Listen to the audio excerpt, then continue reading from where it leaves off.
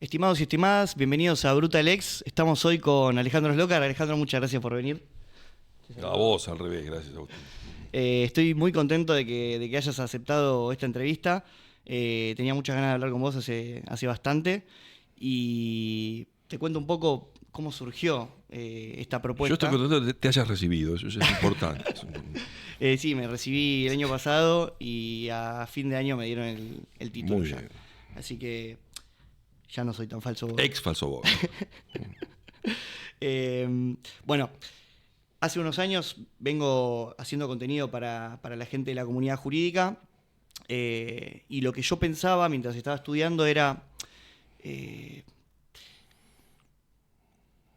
cómo veía muchas personas que hacían cosas muy interesantes adentro de la facultad, dándome clases o bueno, leyéndolos, y decía, ¿cómo se construye un perfil de ese estilo? ¿No? Entonces, lo que me interesaba era saber, por ejemplo, cómo se construye un Alejandro Slokar. En esa secuencia dije, bueno, lo voy a entrevistar y le voy a preguntar su camino, su paso y en qué anda, como para que se construya esa persona que yo estoy leyendo y que me interesa tanto. Entonces, como para arrancar por el principio, ¿cómo empezó a construirse el Alejandro Slokar que soy? Es decir, ¿cómo empezaste o por qué empezaste a estudiar Derecho? A ver, la idea de construirse, el constructo, uno no se construye, yo creo que de algún modo es construido. En gran medida puede aportar, puede sumar voluntad, pero mucho lo favorece el medio, la familia, la situación en la que nace y se desenvuelve.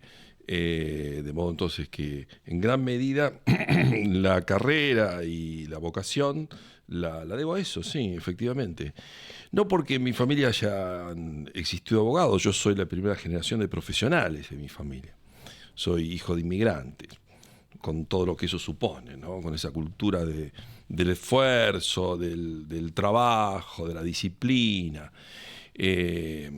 Por eso la exigencia desde el punto de vista de la tarea, del colegio y todo aquello que envuelve esa tradición quizá de los años 60 en la Argentina, que era el mérito y la posibilidad de un orden ascendente, ¿no?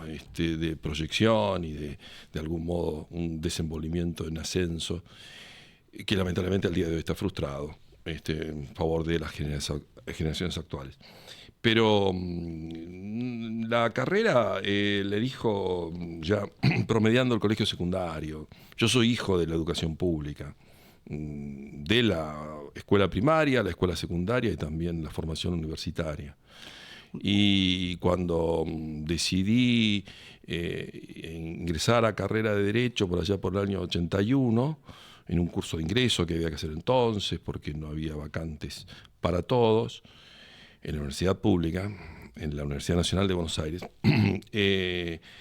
llegué a la sede del edificio de ahí, de Alcorta 2264, y dije, de este lugar no me quiero ir nunca.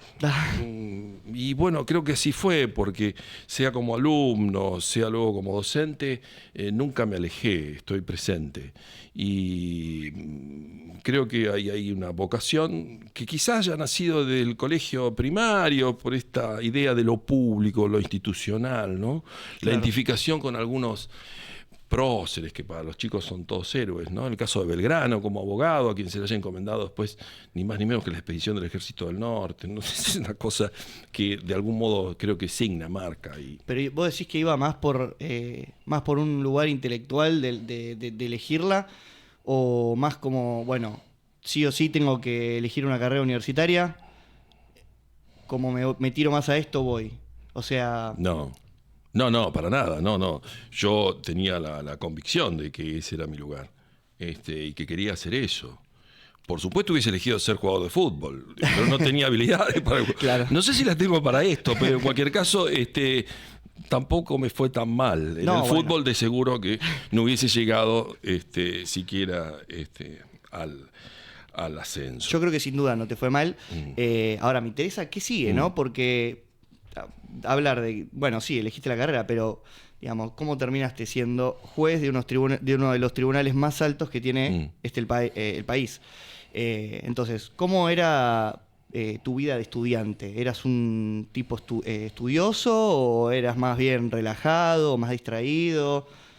No, era buen estudiante. Era buen estudiante en el colegio secundario, seguro. En la facultad, distinto, porque yo inicié la carrera con la carrera judicial. O sea, de los 18 años yo me incorporo al Poder Judicial.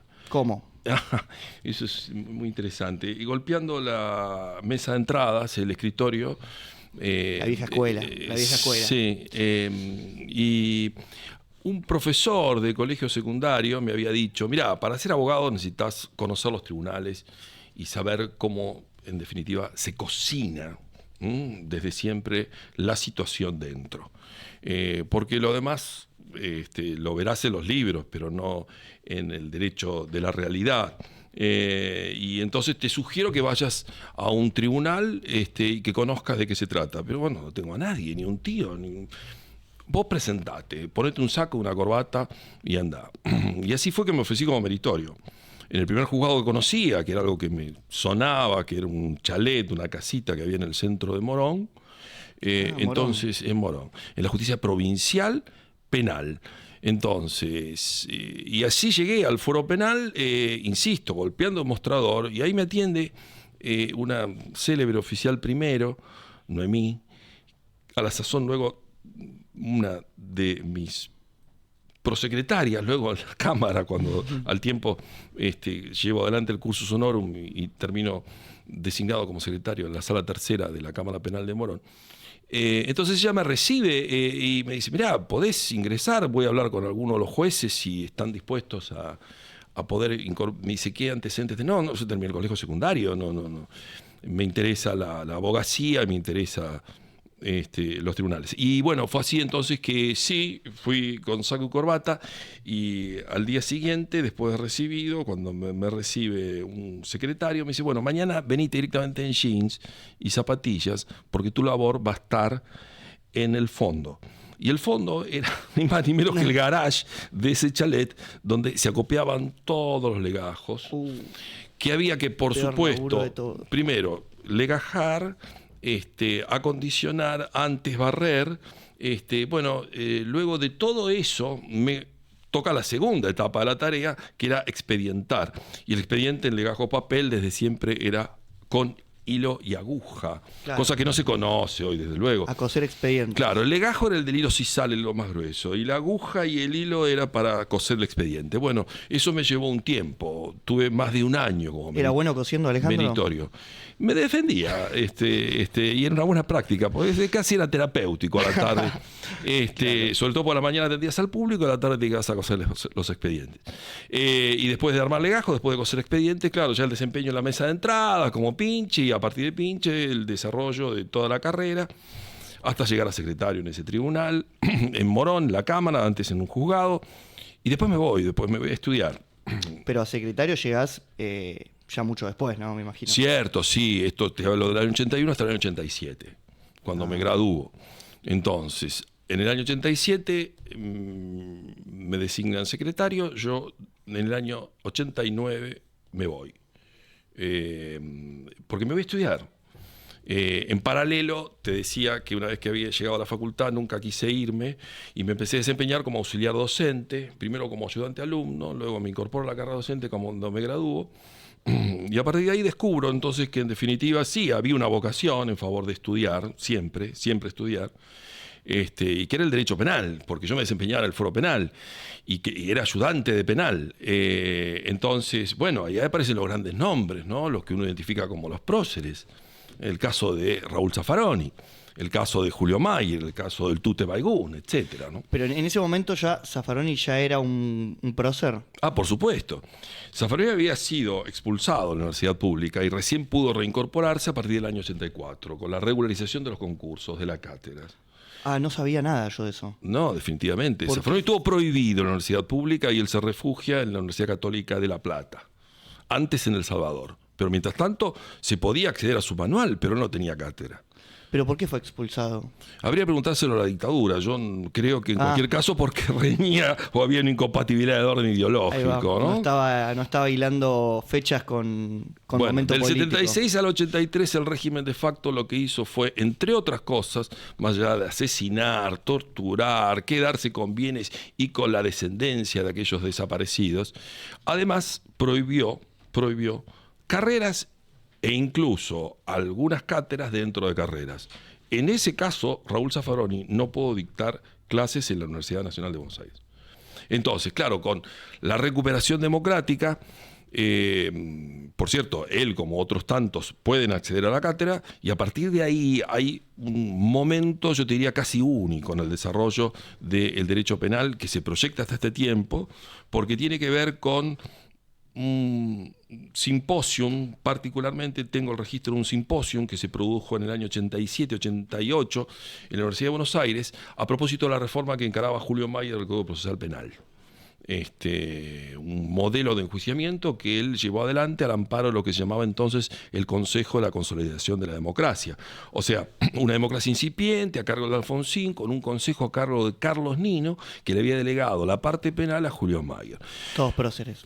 Todos, y trae a todos próceres de afuera. Entre otros próceres de afuera, ahí conozco a Juan Bustos Ramírez, que era un catedrático de Derecho Penal de la Universidad Autónoma de Barcelona, con quien desarrollo un seminario, y a partir de entonces yo me identifico en el pensamiento, él me invita a participar de su curso de doctorado en España, y ahí viajo a España. Entonces, y ahí me voy. Y me voy desde el 89 hasta casi finalizado el año 93. Y me desempeño allá, hago la carrera académica para después regresar a la Argentina. Sí. Y una vez que regreso a la Argentina, continúo, por cierto, la carrera académica y también la carrera judicial. Y en la carrera académica también hay un cursus honorum, de algún modo, que me lleva otra vez con Raúl Zaffaroni a la cátedra. Me designa como adjunto interino. Pero vos, antes de irte a España, ya estabas en la cátedra de... Estaba en la cátedra del Bebe Rigui. Otro inolvidable, Esteban sí, Rigui. Bueno, exacto. Murió hace poco, ¿no? Falleció hace pocos años, sí. ¿Habló Alberto Fernández en su homenaje? ¿Era ese? Sí, claro. Alberto le dedicó un homenaje antes de asumir como presidente en el Salón de Actos de la Facultad de Derecho. De nuestra facultad. Sí, el Bebe murió ya hace casi 5 años. Luego, al regreso, claro, quien me convoca es Raúl, porque entre otras cosas, él estaba dispuesto a actualizar los 5 tomos de su tratado del año 83, datado el pie de imprenta del último tomo. Yo te voy a hacer entrega ahora de la última obra de Raúl Zaffaroni, donde yo contribuyo de algún modo, y él me llama a la empresa menuda, estoy hablando del año 94, de actualizar los 5 tomos del tratado. En mi caso, junto con Alejandro Alagia, que también tenía desempeño judicial y académico en el ámbito de la UBA. Y bueno, fue así que trabajamos durante casi 5 o 6 años en la actualización de ese texto, que no llegó a comprender 5 tomos, era desmesurada la tarea, casi inabarcable, por supuesto. Comprende un ladrillo en versión resumida, luego se produce este manual, que es el que tiene acceso todo estudiante para, en el desarrollo de cada uno de los puntos que compone el programa de estudios, de enseñanza y el programa de examen, va a encontrar cada uno de los tópicos que yo lo leí, le preguntaremos. Lo leí y bueno, nada, estoy feliz de tenerlo ahora porque en ese momento lo quería tener y no me alcanzaba la plata para comprarlo. Entonces terminé usando fotocopia. El ejemplar PDF. tiene un valor casi simbólico porque en cualquier caso existen, pero están disponibles para todos, lamentablemente, sí. Y mal que le pese al editor sí, de modo que ya todo el mundo, y por eso te lo quería dejar en papel. Bueno, muchas gracias. Para que lo tengas. Vamos, chicos. Está disponible para todos. Igual pueden estudiar de cualquier otro manual, quiero decir con esto, o sea, no más allá de la afiliación, del planteamiento, de la opción constructiva que uno lleva adelante en los cursos, lo que es cierto es que la libertad que favorece la Universidad de Buenos Aires, creo como cualquier otra universidad pública, es la del acceso a alguna doctrina, a alguna teoría, a algún planteamiento que quizá no siga puntualmente las directrices del titular ni del adjunto, pero en cualquier caso conforme una buena base y que satisfaga desde luego las exigencias que tiene la aprobación de la materia. Ok, perfecto. Y en el momento en el que te convoca para crear este manual, ya, digamos, la doctrina, digamos, ya estaba armada como tal, ya tenía la forma que tuvo cuando yo la estudié. Definitivamente, o sí. Cambió mucho. No, la elaboración de él, y recordaba que la aparición de la teoría del delito es del año 74, después el primer manual del año 77, después de estos 5 tomos a partir del 80 hasta el 83. Luego hay un impasse, fruto de un cruce ahí de una, digamos, intersección de saberes que amplía la base desde el punto de vista epistemológico, casi nociológico, y que incorpora de algún modo otra perspectiva que se traduce en la conformación de esta última obra. De modo que quizás desde el punto de vista profesional, si hoy me preguntase, si retomo la primera pregunta, eso del constructo o de cómo se construye, en rigor esto es lo más importante que pudo haber pasado en mi vida. O sea, no hay otra cosa más importante que eso, el poder colaborar con alguien que identificás como un prócer. Claro, y poder secundar a un prócer. Yo con eso estoy hecho. Qué lindo. Y sabes que me genera mucha intriga también. Yo justo cursé en la cátedra de Alagia. Mirá. En la cátedra de Alagia, Gómez Alcorta. Eli. Que me dio clase Renato Vanelli, que le mando un saludo, capo. Y me interesa, ya me contaste cómo vos llegás un poco a Raúl, cómo te convoca, pero ¿cómo se genera este tridente? ¿Cómo se gesta? Es curioso, creo que cuando tengas ocasión de entrevistarlo a Raúl se lo podés preguntar. Porque en rigor, no sé por qué nos selecciona, de un caso a Alejandro, también a mí, nos da cita a los dos, dice, miren, yo estoy dispuesto a llevar adelante esta tarea, no lo puedo hacer solo, me tienen que acompañar, vamos a empezar a trabajar desde el primer tomo, el primer capítulo. Y empezamos a seleccionar material bibliográfico y a fichar, y todo se traducía en una cosa inconmensurable, loca. Bueno, a eso se le puso algún término desde la desmesura que suponía el proyecto, y obviamente acotamos desde el punto de vista ya temporal, ¿no? Con la fijación de algunos plazos, la programación de un tiempo. Y bueno, luego se concretó en ese ladrillo que también comprende algo así como 1300 páginas, 1400. Tampoco es un trabajo, por eso decía, son 6 años. Pero creo que el número, de algún modo también lo explica el 3, ¿no? El 3 para una tarea es importante. Por algo fueron 3 hombres a la luna, ¿no? No fueron 4, tampoco fueron 2. Y bueno, indagar un poquito en esa necesidad de, bueno, nosotros oficiamos de algún modo de reflejo, de espejo para Raúl. Lo único que podemos hacer es acompañarlo en la elaboración de su pensamiento. Por cierto que lo poco que podemos sumarle es eso. Inquietudes, algún tipo de, diría, sugerencia, pero muy colateral. En rigor, lo que hacías era devolverle pared a Maradona. Tremendo. Eso, digo, por Tremendo. eso, ¿quién te saca de la selección del 86? Ni siquiera sos Gurruchaga, no quiero siquiera aspirar a ese sitial, pero digo, bueno, estás formando parte del equipo en donde Maradona te convoca y te pide por favor que se la tires, se la devuelvas redonda. Y no le devuelvas una pared, un ladrillo a los dientes, ¿no? Bien, bueno, por el éxito del manual, supongo que se la devolvieron redonda. Bueno, eso lo debería responder él. Yo creo que en algún caso se lo voy a preguntar a él. Nosotros nos vimos definitivamente favorecidos, no solo, insisto, desde un lugar que es absolutamente de honra y de distinción, sino que en cualquier caso se transforma en una obra de referencia ineludible, definitivamente, no solo en el país, sino también en la región. La versión del manual tiene traducciones al portugués en Brasil y tiene también la adaptación al régimen legal propio de México con su edición mexicana, con autores, en el caso Fernando Tenorio Tagle en México y Nilo Batista en Brasil, claro, que son dos catedráticos del más alto prestigio, ¿no? Pasa todo esto, esta locura. la vida obviamente igual sigue y sé que tenés una amplia trayectoria en el Poder Judicial. ¿Siempre estuviste dentro del fuero penal? Siempre, sí, no conozco otra cosa que no sea la justicia penal y desde adentro. Yo no ejercí nunca la profesión. Tampoco. No conozco el mostrador del lado de afuera. ¿Sentís que eso en algunos momentos fue una limitación en cuanto a la perspectiva que vos tenías para... Creo que para sí. encarar el potencial? Sí, se reduce la óptica. Está claro que el universo se restringe de algún modo si no tenés una amplitud de otras miradas. En cualquier caso, tuve ocasión de conocer esa lectura, ese punto de vista, cuando me tocó litigar ya en representación oficial, ¿no? Del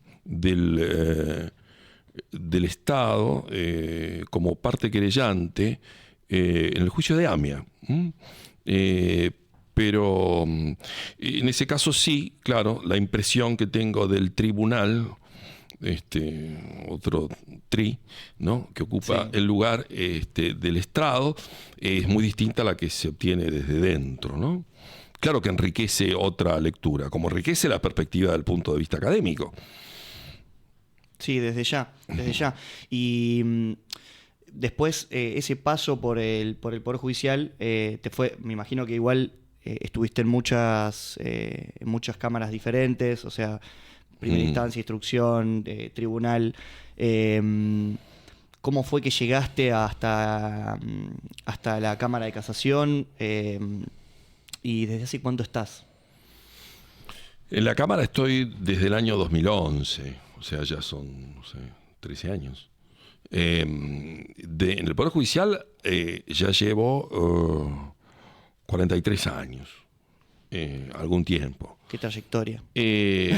Insisto, desde coser el expediente hasta hoy.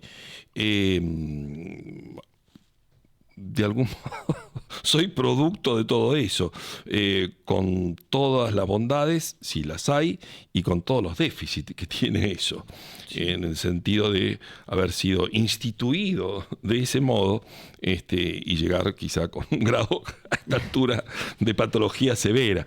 Pero entiendo que existe la carrera judicial, que es importante, hay que reconocerla. De lo contrario, me parece que sin ese nivel de perfeccionamiento que necesita, y hasta a veces sofisticación que necesita la tarea, hay que nutrirse de algún modo de la experiencia y de una trayectoria indispensable. Y al día de hoy, cierto, son ya 13 años de desempeño como juez de la Cámara de Casación. Y antes tuve otros cargos. Fui defensor oficial. Es un cargo muy interesante. Debe ser uno de los más lindos, más libres. ¿Por qué dirías que es interesante?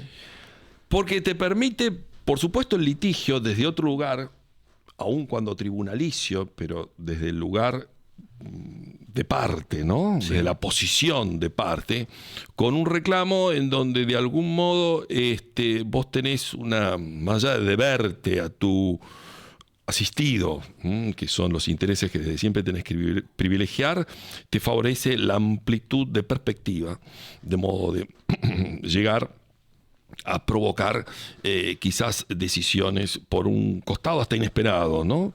Pero en aquello de favorecer una propuesta casi en términos de catarata, en forma subsidiaria. ¿Cómo? No entendí. Bueno, vos podés pedir, por supuesto, la absolución desde siempre en términos de falta de acción, atipicidad, justificación, inculpabilidad. Pero más allá de cualquier hipótesis de esa, en últimas arriesgás hasta la suerte de una condena por el mínimo de la pena prevista. Quiero decir que el abanico que se inaugura desde esa posibilidad es infinito. Claro. Y a veces por ahí la perdiz aparece por el lado más inesperado. Cosa que en cualquier caso el juez, desde la óptica que reúne, por cierto, se maneja con otro plano, desde otro lugar. O sea, el planteamiento hacia el juez es de un modo, en tanto que la decisión del juez. Y no por esto porque el defensor no tenga poder decisorio. Claro que lo tiene, nada más ni nada menos que tiene en sus manos la suerte de su asistido. No es solo una función requirente, quiero decir con esto, Bien. pero en cualquier caso la función decisoria última recae en el juzgador. Qué difícil, ¿no? Porque, no sé, yo pienso, como nunca fui juez y estoy bastante lejos de eso, pienso, qué loco debe ser trabajar todos los días, levantarte, de tomar decisiones sobre conflictos y resolverlos. Digamos, más cuando la sociedad es lo que es, más cuando el Poder Judicial tiene sus déficits, más cuando, por ejemplo, no sé, en la Cámara de Casación Federal, que es, digamos, la cámara más alta dentro del fuero penal federal, que es un fuero muy particular y que, por ejemplo, tiene mucha política adentro. Me imagino que el rol de un juez en ese lugar es muy difícil de llevar. ¿Y cómo se hace, por ejemplo, para tratar de separar todas las cosas que son ajenas a la decisión que tenés que tomar? Bueno, a veces es imposible separarlas, otras veces es indispensable mezclarlas, porque sin duda que un acontecimiento que está sometido a tu decisión reúne un montón de aristas, innumerables perfiles, que vos vas a acometer desde una mirada, con una óptica, casi con unos anteojos, que son los de la ley, lo que te facilita la Constitución y toda la legislación de desarrollo. Ahora, sin perjuicio de eso, la atención del fenómeno tiene que tener la amplitud suficiente para considerar un sinnúmero de variables. Si no, reducirías la tarea de un juzgador casi a la de un autómata. Eso es imposible. Claro. Es difícil aceptar la idea de un juez robot. No la hay. La inteligencia artificial tiene algún límite. Habría que avisarle a todos aquellos que están embelesados con alguna de esas perspectivas que en cualquier caso la realidad es infinita e inconmensurable de esa perspectiva, de cualquier ser humano. Y aun cuando tenga la misión de sentenciar en función de una tipología que aparece dentro de la ley penal, nunca puede perder de perspectiva que el fenómeno encierra una infinidad de aristas que debe ser atendida, claro. Claro. Por eso, digamos, siempre las decisiones van a ser plurales. O sea, no como un robot solo no puede resolver todo y cada uno tiene sus anteojos. Digamos, el Poder Judicial es súper plural en ese sentido, ¿no? Bueno, quizás lo que vos decís es cierto, porque en verdad la objetividad se construye a partir de la suma de subjetividades. Yo soy un sujeto, mi objetividad es tan relativa como mi propia conformación, pero para el caso, fíjate que la decisión de un colegiado, tal el que integro de una sala, de 3, viene a sumar distintas subjetividades. Y a partir de ahí podrá satisfacer, aunque quizá no del todo, pero cierto, mínimamente, una condición de objetividad. Si acaso con eso no alcanzase, por cierto, tal instancia superior para que revise, reexamine el acierto o no que tenga tu decisión. Pero en última eso se clausura, y se clausura con la intervención de la Corte. Bien, perfecto. Yo estoy para pasar a una parte de la entrevista que es la parte sumarísima. Es, bueno, como en todo proceso sumarísimo, se acortan los plazos. Estás en el procedimiento civil, ahora entiendo. Sí. Claro. Y hay que abrirse, ¿viste? Bueno, pasamos al fuego. Hay que incluir a todos porque en este programa multifuero. somos multifueros. Esta es la comunidad jurídica. Te voy a hacer unas preguntas. Sumarísimo. Son 15 preguntas. La idea es que las respondas rápido. En el plazo del sumarísimo. Claro. Bien. Vamos a jugar un ping-pong jurídico, de otra forma. Pica, llamado. Vamos. Voy a arrancar ya. ¿Qué profesión ejercerías si no fueras juez? Te dije, si hubiese sido jugador de fútbol. Jugador de fútbol.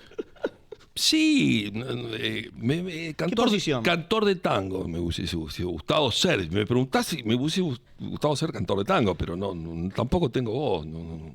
Bueno, la del tango me gustó. Y si hubieras sido jugador de fútbol, ¿qué posición? 5, toda la cancha. Perfecto. ¿Otra carrera de grado que hubieras estudiado si no hubieras estudiado Derecho? Historia. Hubiese sido también ser profesor de historia, fíjate. Del palo. Más o menos. Y por ahí, sí, por ahí. Va por ahí. Los próceres, no te olvides de los próceres que fundaron la Argentina. Ahí va. Si no fueras penalista, ¿a qué fuero te dedicarías?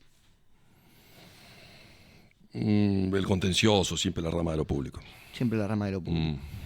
¿Te gustaría concursar para otro cargo en un futuro?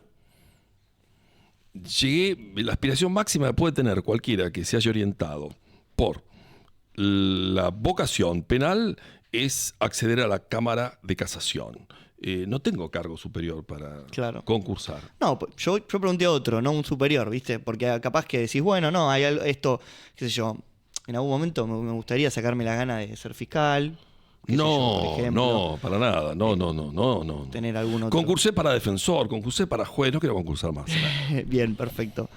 ¿Quién es el autor o autora de Derecho Penal que más te marcó? Bueno, ya lo expresé, Zaffaroni, pero... Vamos a eximirlo de esta pregunta porque... Eximimos a Zaffaroni, sí. Sí. Foucault. Me gustó Michel Foucault. Sí.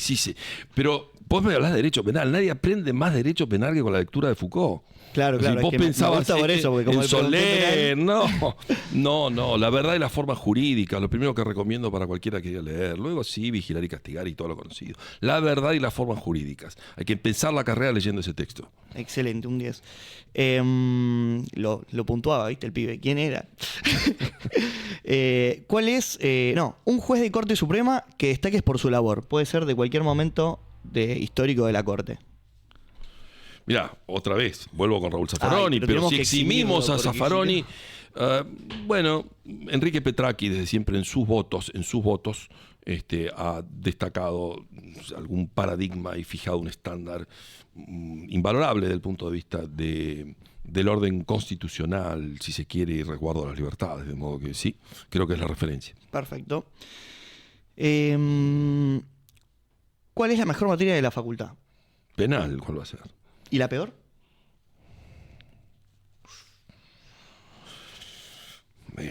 Internacional privado. No. Sí, es un horror, un parto.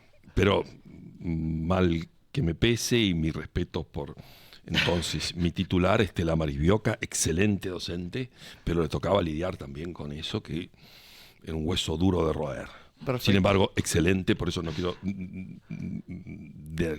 descalificar ni nada. Todo lo contrario, Estela Marisbioca es una referencia ineludible también del derecho internacional privado, pero había que graduarse y tomar en la última etapa de la carrera. Ese obstáculo es durísimo. Mal. ¿Debería dejarse de usar el traje entre abogados? Sí.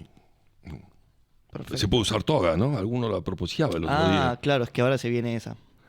Sí, alguien estará abriendo ya algún comercio de togas. Es buena esa, anoten. ¿Una serie de derecho? No sé, Petrocelli, no miro mucha serie, no. Petrocelli era una serie de los años 70, 80, claro, sí. Ni me sonaba. Googleela. ¿Una universidad que destaques? La UBA, vamos a decir por fuera la UBA. Tengo que eximirla. La Universidad Nacional de La Plata es la segunda universidad en jerarquía ranqueada en el mundo como la más importante de la Argentina. Soy profesor también de esa universidad. Le mandamos un saludo a la gente de la JURSOC. ¿Un libro de derecho? ¿De derecho? Sí. Por fuera del derecho penal. Lo que quieras. Mira... estaría bueno que sea fuera del derecho penal. Sí, recomendaría un texto que me parece es interesante. El autor se llama Erik Stangerup. Es una novela muy chiquita, editada por Tusquets. Se llama El hombre que quería ser culpable. No digo más nada. Perfecto, léala. Va la recomendación ahí. ¿Artículo favorito de la Constitución Nacional? El 18. No hay que darle al 18. Hay una disputa muy grande. Si querés en complemento con el 19, inevitablemente complementada con el 19, pero entre el 18 y el 19 tenés el valladar inexpugnable, tenés el estatuto de resistencia, de contención contra cualquier abuso de poder. Es eso. Y concentra, si querés, el desarrollo de cualquier manualística, puntualmente el desagregado de las previsiones de esos dos textos. Claro. Y el 19, que es en sí mismo, ¿no? Una pieza. Habría que indagar un poquito. Es que hay un River Boca entre el 18 y el 19. No, son complementarios, yo creo que son inescindibles, pero lo que pasa que el 19 en creación es muy interesante, mucho más que el 18. Pero bueno, nos fuimos del ping-pong. Sí, tal cual. ¿Las cárceles deberían desaparecer? Imposible que desaparezcan en el estado actual civilizatorio. No es lo que debería. bueno, Es una en cualquier pregunta caso, difícil para el ping-pong igual. Admito que ahí me equivoqué, me parece. riñe contra cualquier, digamos, conjetura, cualquier hipótesis forzada, peregrina de entender un mundo sin cárcel. Bien. ¿Trabajo remoto o presencial? No, presencial. Presencial. ¿Y jueces profesionales o jurados? No son excluyentes. A ver, aún en el modelo de juradista, del que reivindico como protagonismo del pueblo en la justicia, se requiere, por cierto, la intermediación de un juez letrado, o sea, aquel profesional que le facilite a través de guías el entendimiento de lo que está llamado a resolver. Sí. De modo entonces que, bien, claro, el juicio por jurado está previsto en la Constitución. Creo que es el modelo constitucional de nuestro enjuiciamiento. Bien, estoy preocupado, la verdad. Tengo una preocupación desde hace un par de semanas se volvió a hablar de un tema que lo vengo escuchando desde que entré a la facultad y que incluso se hablaba desde antes. Tiene un poco que ver con juicio por jurado, si se quiere, porque yo veo que la gente le tiene mucha desconfianza a la justicia y realmente no sabe lo que está pasando ahí. Entonces, muchas veces se habla desde la desinformación y eso lleva a que se abran debates que quizás son empíricamente un poco difíciles. Y en este caso me estoy refiriendo a la discusión sobre la baja en la edad de imputabilidad. Que hace poco se volvió a hablar de esto. Bueno, la ministra Patricia Bullrich todo el tiempo habla de ese tema y parece que quieren volver a bajar esta edad. ¿Qué opinas al respecto vos?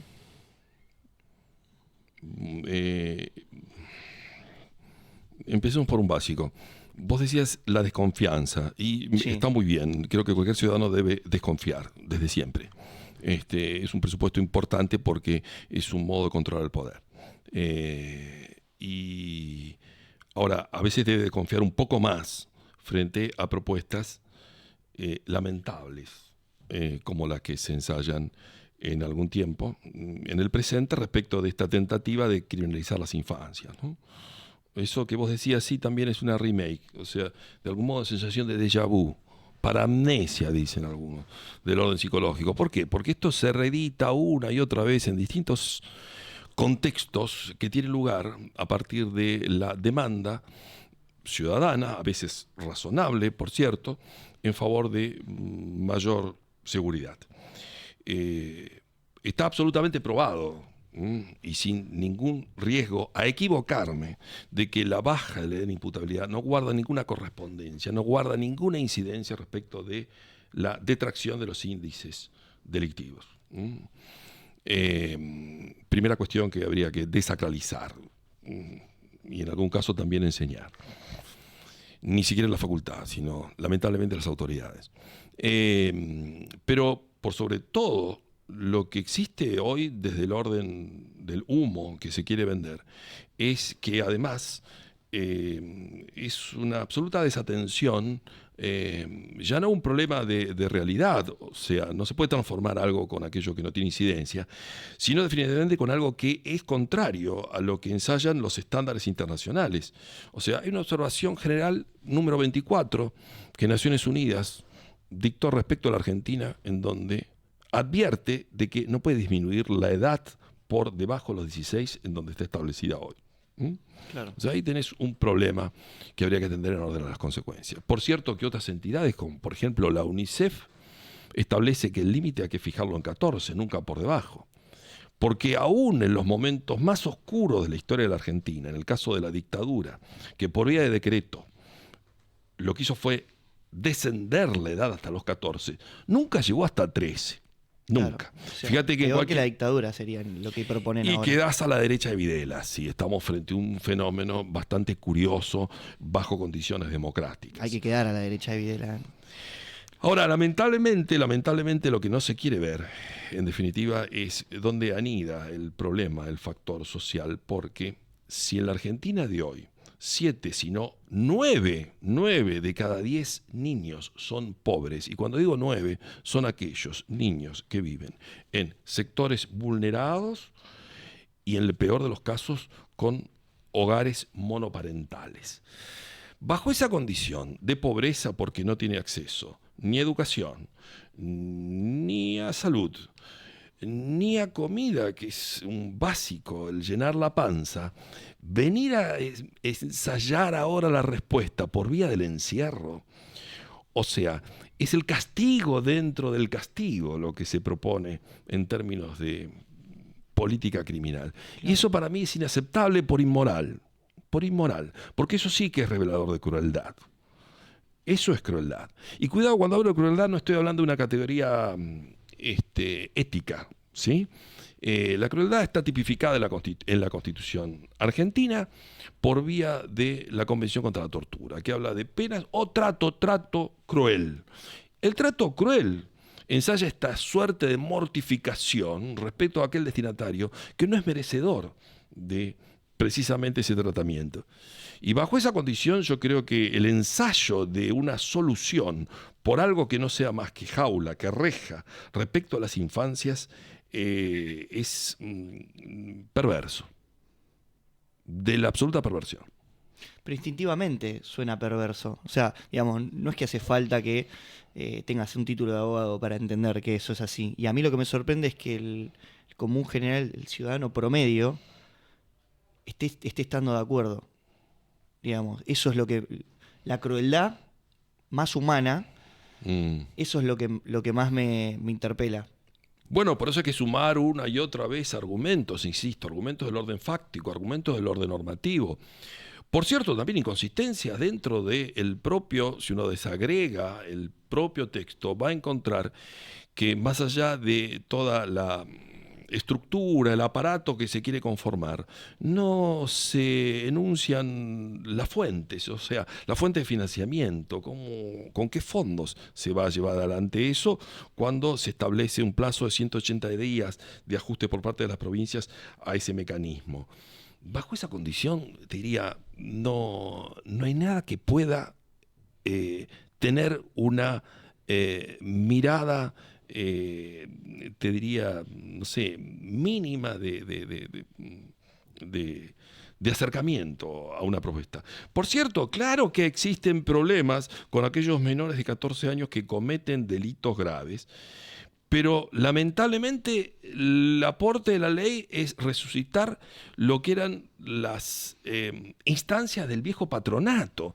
En la Argentina todavía está vigente alguna de esas previsiones más allá, por cierto, del orden jerárquico de normas, de la superlegalidad internacional que obliga a atender cualquiera de esta situación de menor conflicto con la ley con el prisma de la Constitución y de la Convención de los Derechos del Niño. Pero por debajo hay una legislación infra que contradice esos mandatos. Pero por cierto, los jueces hoy ya se desatienden por aplicación estricta de la norma de jerarquía superior. De modo entonces que hoy volver a la carga con cuestiones que yo creo que estaban definitivamente superadas es un retroceso infinito y que además pone en crisis los derechos humanos de los niños en la Argentina. Entonces esto hay que advertirlo. Los niños no son peligrosos, sino que están en peligro, sobre todo desde el punto de políticas sociales inexistentes y a partir de la proyección de políticas penales que los colocan en la situación más vulnerable. Perfecto, Alejandro. Estamos ya cerrando la nota. Me gustaría saber qué sigue, cuáles son los desafíos ahora desde tu lugar de juez de casación. ¿Con qué perspectiva encarás el futuro y con qué perspectiva crees que tiene que encarar el Poder Judicial, si querés en general? ¿Cuáles son los desafíos que tiene de acá a los próximos años? Mira, poco interesa los míos. Yo creo que el Poder Judicial está emplazado a transformarse, a modificarse. Yo creo que urge la tarea de refundar, digo yo siempre, el Poder Judicial. Hay que refundar el Poder Judicial. Para el caso sería indispensable, quizá a futuro, una reforma constitucional en la Argentina. Se cumple el 30 de la última, pero está a la vista de que el problema no es suficientemente abordado. Hay demandas sociales que no se satisfacen con las estructuras actuales, de modo que hay que pensar en un rediseño definitivamente de todo eso. Y será cuestión de no solo elaborar la letra, sino sumar voluntades en favor de eso. Es un problema político antes que teórico. Yo creo que en algún caso la política va a saber entender que con este modelo de judicial argentina es imposible conformar una democracia sólida, sostenible en el tiempo, de modo que es eso, está emplazado a transformarse. Perfecto. Bueno, finalmente te quiero hacer entrega yo de... Vamos. No sé lo que me está costando sacarlo de acá. De mi estampita. Estampita. Esta te va a dar suerte para cuando tengas un juicio importante. Bien. O el concurso que vos me querés hacer. Bien, yo la llevo conmigo, y bueno, supongo que a los alumnos le dará algún tipo de beneficio. Sí. El santo ex falso.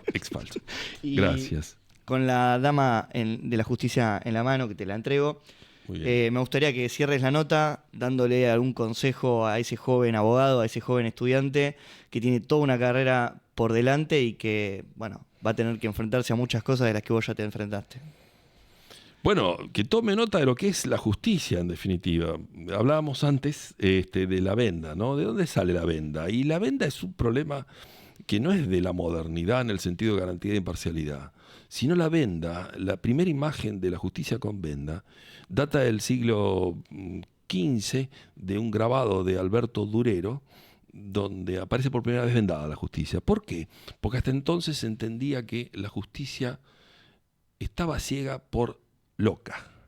O sea, hay un problema de la justicia en el sentido de aquello que no podía llegar a ver de qué se trataba. Y a veces es importante que se saque la venda para descubrir de qué se trata. La garantía de parcialidad tiene otros resguardos y quizás responda a otro paradigma.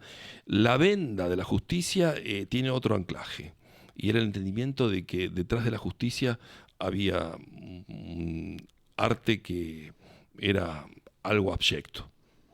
Perfecto. Bueno. Hay que resistir a eso. Muchas gracias por venir. No, cerramos la nota acá y bueno, nos vemos la próxima.